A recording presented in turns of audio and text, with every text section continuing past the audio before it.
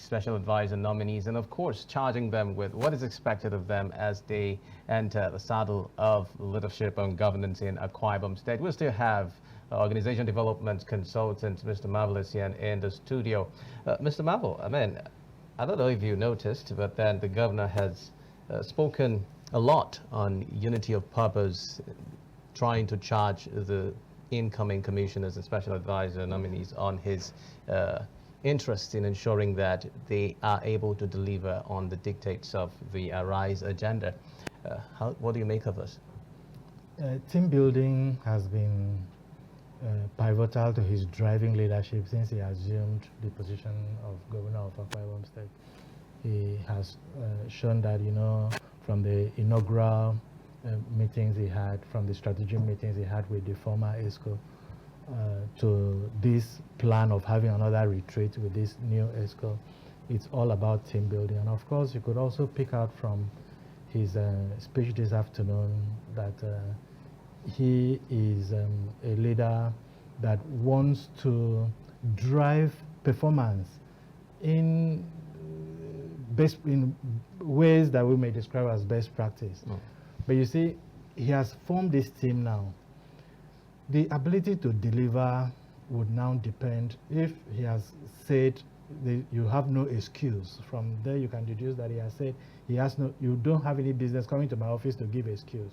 Oh. You could only come to tell me how you have succeeded one way or the other. So that means that he has provided all the work tools.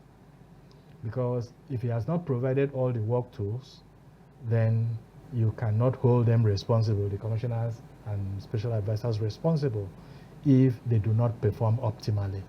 It is key to know that apart from the competencies that these people have brought to bear, through their citations, through their CVs, we've read so much and we have seen that they have the capacity to deliver. So the other part to it is the work tools. Creating and enabling a good environment for work, because it is very, very important for you to, key in the work tools is funding. If you provide the funding, you provide all the necessary for work tools. If somebody needs a computer, let the person have the computer. Let the person have the office connections and all that will help the person to deliver. When the person fails, you can now hold the person responsible. So the governor has also said something about people not reading his body language, and we know to what extent that could go, because we know, as it used to be said, a table happy with you and all that. But here is a governor that is saying, take what I say to you. Don't get, because older people in the cabinet may say, no, you see, the governor may say this, but his body language is saying something different. And he has clarified that today for people to take it, that what he says is what it is. So you can hold him to it, that this is what is expected of me, this is what you said, these are your expectations, and this is what I'm driving. This is how I'm going to meet these expectations. Those are some of the things that would help us to see where to put the blame if anything doesn't work the way it should work. We believe that a team has been formed, a good team has been formed, and he has made a very excellent speech. So let us see what will come out in the next few weeks. You made mention of funding. Yeah. And I remember during the last ministerial briefing, there was a statement which the governor had made mention that some of the commissioners, the previous cabinet, were not a bit creative in their ways of requesting for funds. Is there something you'd like to say in that regard, especially with this new inauguration of the new executive members? Because now majority will have a lot of work to do, and of course the governor is more interested in the performances, and he's, like he said, no excuse.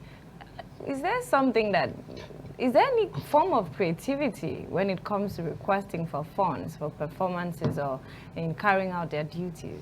Jennifer, I don't like thanking people for questions. Well, thank you for this question. Okay. You see, that's a very good question, because it would help us to have a conversation about leadership, and when you talk about driving performance, how performance should be driven. The aspect of not coming up with good proposals, that has to do with competency. So if you are not competent enough to know what is in your ministry, if somebody is given a particular ministry and you don't know how to make things work, you don't know the expectations, you cannot interpret the vision of the governor, then you come up with proposals that are not viable. then that's on the one side. But if you have viable proposals that has been approved and no funding, that's where I'm talking about. So if you are able to sell your proposal at the ESCO meeting and it has gotten approval, if you want to build roads or you want to build hospitals or whatever you want to do, then it has been approved, that this project has been approved by government. It means that your proposal was viable and it has come out. So the onus now rests on the government to provide the funding to get those things done. And the other part to it, that also reminds me of the advisors that he has made mention of now. That's key. You need to also put the right people in place who would understand things about performance management. You see, sometimes you observe in government people bringing in sentiments when they go to supervise projects. They do not seem to understand the measurements for projects and report accordingly what the level of those projects and how they should be paid for. Now, if you have such situations, it means that the advisors are not doing their work well. But if the governor looks at it that he needs advisors to monitor these projects to see how they can accomplish what they are set to accomplish, then the advisors should be such people that have the competency to also know how to get jobs done. They are like coaches. So it's not about finding faults. You're not going to work as a village headmaster carrying cane around to say, I want to victimize this contractor, he has not done this, he has not done that. Do you have the capacity to act like a coach and advise a contractor? This point you are starting from may not give you the results we are looking for. Can you do it this way or do it that way? That is the role of an advisor, not somebody that will be looking for faults and bringing all the faults to the governor, confusing government and pulling government down, sometimes by paralysis by analysis. Yeah, well, Mr. Marvel, another very key aspect of the governor's speech is where he spoke about respect for elders and not trying to ignite unnecessary political rancors and crises by virtue of whatever portfolio is allocated to the different executive members. Well, we know that the portfolios have not been announced yet comprehensively, but then talking about this particular issue that the governor raised, do you think that it is a salient point that the governor made, and what do you think he stands at achieving if truly the upholding of respect for elders and political structures in the state is given due attention? Seville, by that statement, I think so many people will be out of job. The people in the social media, especially the electronic media, that their job is to insult elders. So it means he has taken the job from them. So I don't know whether he will find some other job to engage them, because there are some people in the media space that appear as if they don't have any other job than to throw insults at people. That's very, very key, because it would maintain the focus of government. It's very salient, it's very, very key. It would maintain the focus of government on profitable ventures, on profitable discussions, not just having people who have abandoned our traditional system, our traditional values of respect to people, and start acting in manner that they will say is politics. Politics is about insulting people. Politics is about knowing how much you can abuse the opponent and all that. So if the governor is saying that, he's not just saying it, he has acted it by his way of bringing all opposing political parties together, engaging them. I'm sure in this event today we have invited members of other political parties. You see in recent times when the state government is having an event in Akwa Ibom State, you see people from various political parties coming to be part of that event, and there is more cohesion, there is more integration in Akwa Ibom State that we used to have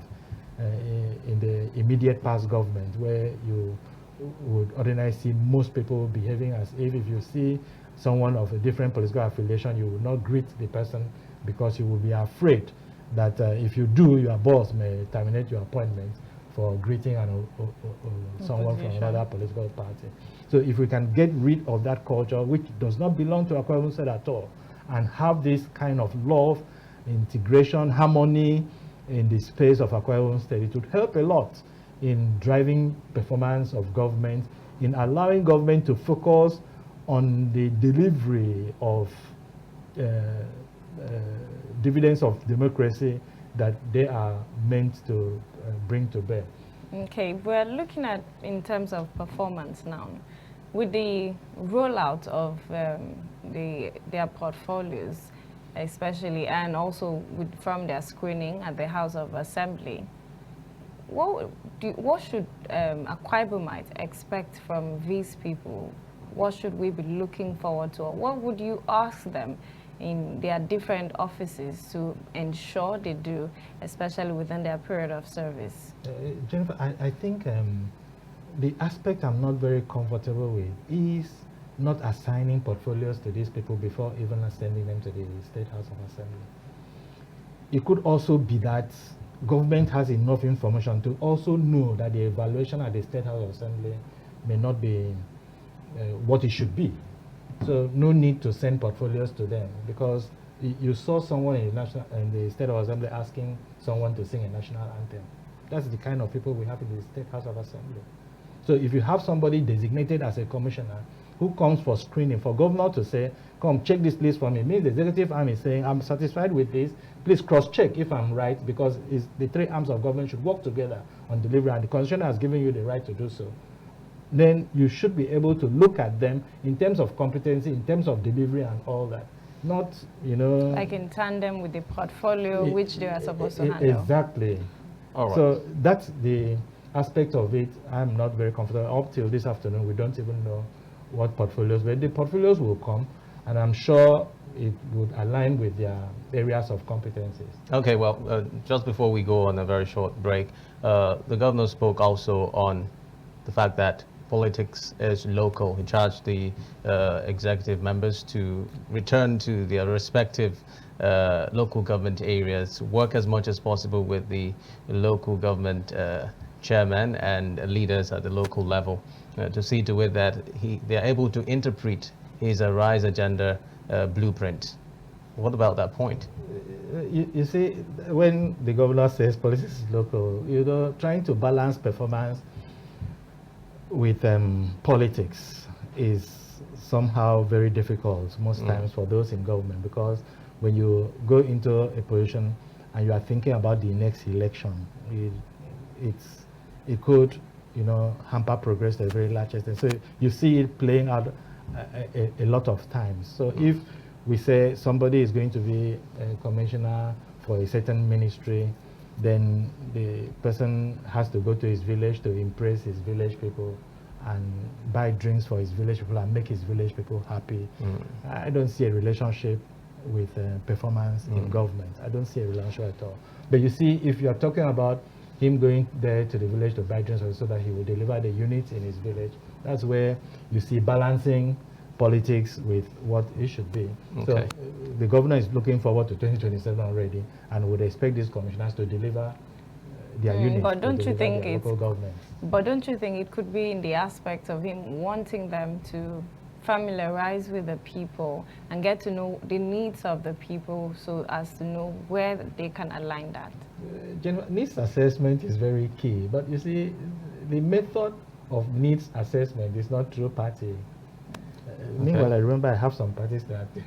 Okay, that's true. Let's quickly take a very short break, and when we return, we'll look at the ADBN cleanup, especially the plugging exercise, maiden plugging exercise that happened in the state on Saturday.